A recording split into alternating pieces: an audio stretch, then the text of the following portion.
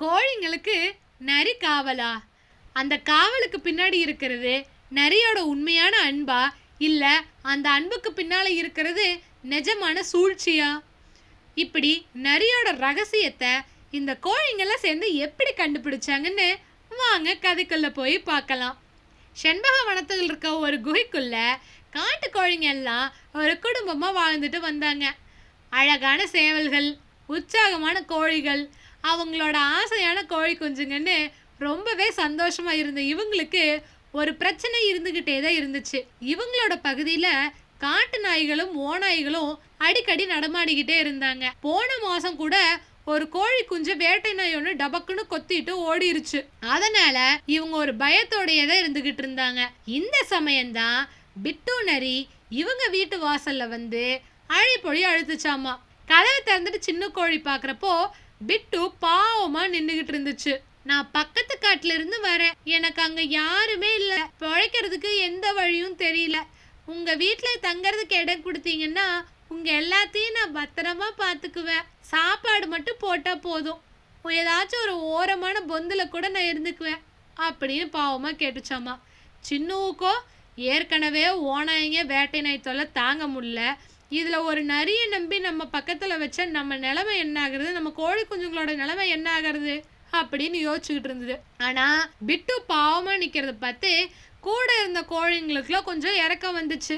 அது மட்டும் இல்லாம நீங்க இடம் கொடுத்தீங்கன்னா போதும், நான் கோழி குஞ்சுங்களையும் உங்களையும் பத்திரமா பாத்துக்குவேன், அவங்களுக்கு கதை சொல்லுவேன், மேய்ச்சலுக்கு போறப்ப ஏதாச்சும் விலங்கு துரத்திட்டு வந்தா அவங்கள பத்திரமா பார்த்து வீட்டுக்கு கொண்டு வந்து சேர்த்துருவேன் அப்படின்னு சொல்லுச்சாமா. இதை கேட்ட உடனேமே பரவாயில்ல சின்னும், கொஞ்ச நாளைக்கு விட்டுதான் பாப்போமே என்னதான் பண்றான்னு அப்படின்னு கூட இருந்த கோழிங்கெல்லாம் சொன்னியும் சின்னுவும் அரை மனசா சரின்னு சொல்லுச்சு. கொஞ்ச நாள் ஆக ஆக கோழி குடும்பத்துல விட்டு ஒன்னாயிடுச்சு. கோழி குஞ்சுங்களை தூங்க வைக்கிறது என்ன, அவங்கள குளிப்பாட்டி விடுறது என்ன, இவங்கள துரத்திட்டு வேட்டை விலங்குகள் ஏதாச்சும் வந்தா கூட கோழிங்களுக்கு சைகையெல்லாம் பண்ணி அவங்கள பத்திரமா பார்த்துக்குச்சு. இருந்தாலும் சின்னவுக்கு பிட்டு மேல இருந்த சந்தேகம் போகவே இல்லை. ஏன்னா எப்ப பார்த்தாலும் அடை காக்கிற கோழிங்கிட்டயே இவ சுத்திட்டு இருந்தது இதுக்கு உறுத்தலாவே இருந்தது. அதனால பக்கத்து ஊர்ல இருக்க தன்னோட நண்பனை பார்த்துட்டு வர்றதுக்கு போயிருந்தப்போ தன்னோட நண்பன்கிட்ட புலம்பிக்கிட்டே இருந்தது. பாரு மீக்கு, எனக்கு வேற நரி ஒருத்தனை காவலுக்கு வச்சுட்டு ஒரே சந்தேகமா இருக்குது, அவனை நம்பவும் முடியல நம்பாமையும் இருக்க முடியல, என்னதான் பண்ணட்டும் நானு, இவங்கெல்லாம் சொன்னா கேட்கவும் மாட்டேங்கிறாங்க, தெரியாதுன்னு ஒருத்தனை எப்படி நம்பி கூட வச்சுக்கிறது அப்படின்னு சொல்லிட்டு இருக்கப்போ, இதனால என்ன பிரச்சனை, உனக்கு சந்தேகமா இருந்தா சொல்லு, என்கிட்ட ட்ரோன் இருக்குது அப்படின்னு சொல்லணும். ட்ரோனா, நான் சந்தேகப்படுறோன்னு தெரிஞ்சேன்னு வச்சுக்கோயேன், என்னோட நண்பர்களும் என்னோட குடும்பமும் அவ்வளவுதான் ஒரே ரகலையாயிரும், வேற ஏதாச்சும் ஒரு வழி சொல்லு அப்படின்னு இது கேட்கவும் மீக்கு ஒரு சரியான யோசனையை சொல்லுச்சு. சரி, ட்ரோன் மாதிரி பெரிய பொருளை கொண்டு போனாதானே பிரச்சனை, பேசாம உனக்கு ஜிபிஎஸ் ட்ராக்கிங்கோட ஒரு சின்ன பெல்ட் மாதிரியான வாட்சை தரேன், அது நீ நரியோட கையிலையோ காலிலையோ கட்டி விட்டுரு, கேட்டா என்னோட நட்பின் அடையாளம்னு சொல்லி கொடுத்துரு, பிரச்சனையே இல்லை, யாரும் கண்டுக்க மாட்டாங்க அப்படின்னு சொன்னியும். அப்பாடா, இப்பத்தான் நீ சரியான யோசனையை சொல்லியிருக்க, நல்ல நண்பனுக்கு இதுதான் அடையாளம் அப்படின்னு சொல்லிட்டு மீக்கோ கொடுத்த வாட்சை எடுத்துக்கிட்டு நம்ம சின்னும் வீட்டுக்கு வந்துருச்சு. குஞ்சுங்களோட விளையாண்டுகிட்டு இருந்த பிட்டுவை கூப்பிட்டு, நண்பா, நான் கூட உன்னை ஆரம்பத்துல சந்தேகப்பட்டுட்டேன், இவங்க யார் சொல்லியும் எனக்கு நம்பிக்கை வரல, ஆனா இப்ப கோழி குஞ்சுங்கள உன்னோட சந்தோஷமா நிம்மதியா இருக்கிறத பாக்குறப்போ எனக்கு ரொம்பவே பெருமையா இருக்கு, நான் சந்தேகப்பட்டது எவ்வளவு தப்புன்னு எனக்கு புரியுது, அதை மன்னிச்சு இன்னையிலிருந்து என்னோட நட்பின் அடையாளமா உனக்கு நான் இந்த பரிசு தர்றேன், இதை நீ எப்பவுமே போட்டிருக்கணும்னு சொல்லிட்டு அந்த ஜிபிஎஸ் ட்ராக்கிங் வாட்சை அப்படியே நரியோட காலில் கட்டி விட்டுருச்சு. நரிக்கு ரொம்பவே சந்தோஷம். ஆனா அந்த சந்தோஷத்துக்கு பின்னாடி சின்ன வஞ்சகம் இருந்ததை சின்னவனால புரிஞ்சுக்க முடிஞ்சுது. ஒரு 2 நாள் இருக்கும், திடீர்னு மீனா வந்து குய்யோ முயோன்னு கத்துது. என்னாச்சுன்னு பார்த்தா அது அடகாத்து வச்சிருந்த 4 முட்டையில ஒரு முட்டையை காணோம். அது அழுதுகிட்டே வந்து சின்னுக்கிட்ட சொல்லுது, நான் நேற்று பார்க்குறப்ப 4 முட்டை இருந்துச்சு, இன்னைக்கு காலையில் கூவுறதுக்கு எந்திரிக்கிறப்ப பார்த்தா 3 முட்டை தான் இருக்கு, என்ன பண்ணுறதுனே தெரில, எங்கே தேடியும் உடஞ்ச முட்டையோ கோழி குஞ்சோ எதையும் காணோம் அப்படின்னு சொல்லிச்சாமா. சின்னுவுக்கு உடனே சந்தேகம்.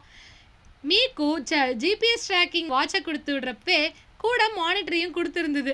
அதை இவங்க யாருக்கும் தெரியாமல் தனியாக போய் பார்த்தப்போ பிட்டு தான் மீனாவோட அடைகாக்கிற பகுதிக்கிட்ட சுற்றிக்கிட்டு இருந்தது தெரிஞ்சிருக்குது. அதுவும் ராத்திரி நேரம் எல்லாரும் தூங்கினதுக்கப்புறம். இருந்தாலும் பிட்டு அங்கே அந்த இடத்துல இருந்ததுனால எதையுமே மீனா கிட்ட சின்னுனால சொல்ல முடியல. சரி ஏதோ ஒன்று பார்ப்போம் அப்படின்னு சொல்லி எல்லாத்தையும் சமாதானப்படுத்திட்டு பிட்டுவை அனுப்பிச்சி விட்டதுக்கப்புறம் மீனாவையும் பக்கத்தில் இருந்த அதனோட 2 தோழர்களையும் கூட்டிகிட்டு போய் நடந்த விஷயத்த சொல்லுது. குற்றவாளி வேற யாரும் கிடையாது, இந்த பிட்டு தான் அப்படின்னு சொன்னையும் மீனா பிட்டுவுக்காக பேசுகிறா. அதெல்லாம் இல்லை, அடகாக்கிறப்ப எனக்கு எப்பவுமே கூட பேச்சு துணைக்கு இருந்து என்னோட குஞ்சுங்களை பார்த்துக்கிட்டதெல்லாம் பிட்டு தான். நேற்று கூட நான் தூங்குறதுக்கு முன்னாடி பிட்டுவை அனுப்பிச்சி விட்டுட்டு தான் நான் படுத்தேன். அது எப்படி காலையில் இல்லாமல் போகும் அப்படின்னு சொன்னையும் சின்னு அந்த ஜிபிஎஸ் ட்ராக்கரைய மீக்குக்கிட்ட இருந்து வாங்கின கதையை சொல்லிட்டு அந்த மானிட்டரையும் காமிக்குது. அதுக்கப்புறமா சரி இவ்வளவு நம்பிக்கை இல்லைனாலும் பரவாயில்ல, ராத்திரி நம்ம ஒளிஞ்சிருந்து பார்த்தோன்னா பிட்டு தான் குற்றவாளியே இல்லையான்னு நம்ம தெரிஞ்சுக்கலாம் அப்படின்னு சொல்லிச்சாமா. மீனா, சின்னு அப்புறம் இன்னும் 2 கோழிங்களும் சேர்ந்து ராத்திரி நேரம் பிட்டுவோட பொந்துக்கிட்ட மரத்து மேலேயும் புதர் மறைவுலையும் ஒளிஞ்சிருந்து பார்க்குறாங்க. அப்போது மீனாவோட அந்த முட்டையை பிட்டு வெளியில் உருட்டிக்கிட்டு வந்து அழகாக சாப்பிட்டுக்கிட்டு இருக்கு. இவங்க எல்லாத்துக்கும் ஒரே அதிர்ச்சி. மீனாவுக்கு அழுகையே வந்துருச்சு.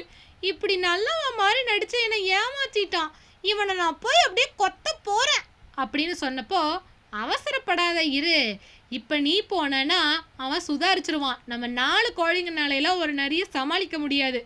இன்னைக்கு ராத்திரி போகிறோம், நம்மளோட குடும்பத்துக்குள்ள இருக்கிற அத்தனை பெரிய சேவல்கள்கிட்டையும் கோழிகிட்டையும் சொல்கிறேன், காலையில் ஒரு முடிவு பண்ணுவோம் அப்படின்னு சொல்லிட்டு காலையில் முதல் வேலையாக எந்திரிச்சு கூவுனதுக்கப்புறமா கடைக்கு போய் ஒரு பொம்மை பாம்பை வாங்கிட்டு வருது.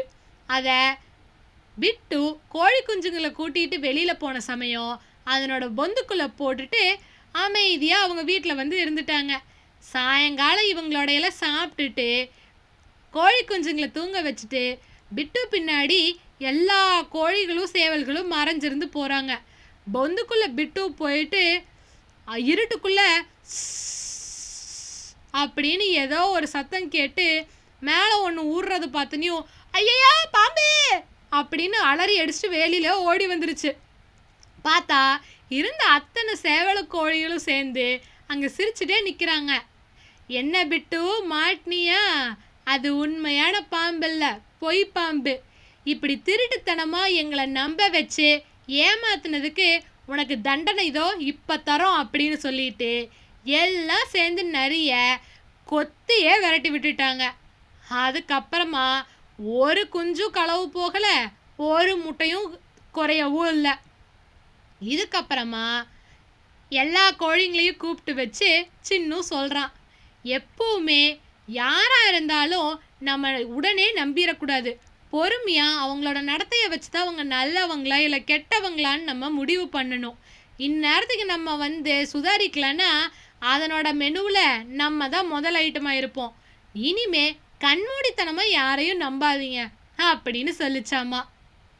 இந்த மாதிரி விலங்குகளோட கதையிலிருந்து விண்வெளி கதை வரைக்கும் நம்மளோட சேனல் காஃபார் கதையில் கொட்டி கிடக்கு. அதையெல்லாம் பார்க்க நம்ம சேனல் காஃபார் கதையை மறக்காமல் சப்ஸ்கிரைப் பண்ணிக்கோங்க. பாய்.